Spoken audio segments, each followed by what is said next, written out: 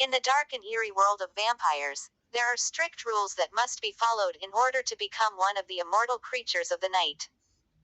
The process of becoming a vampire is not for the faint of heart, as it requires a willingness to give up one's humanity in exchange for eternal life.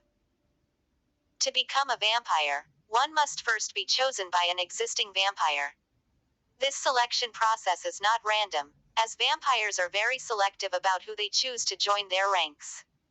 Once chosen, the potential vampire must undergo a series of rituals and tests to prove their worthiness.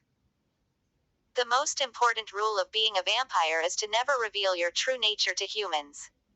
Vampires must remain hidden from the mortal world, as exposure could lead to their destruction. They must also feed on human blood to sustain their immortal existence, but they must do so discreetly and without drawing attention to themselves. Vampires are also bound by a strict code of conduct, which includes respecting the hierarchy within their coven and obeying the orders of their sire. Disobedience is not tolerated among vampires, and those who break the rules are swiftly dealt with. In the dark and shadowy world of vampires, there is no room for weakness or sentimentality.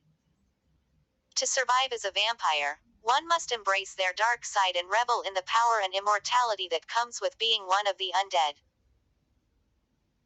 As the moon rises and the night falls, the vampires emerge from their hidden lairs to roam the streets in search of their next victim.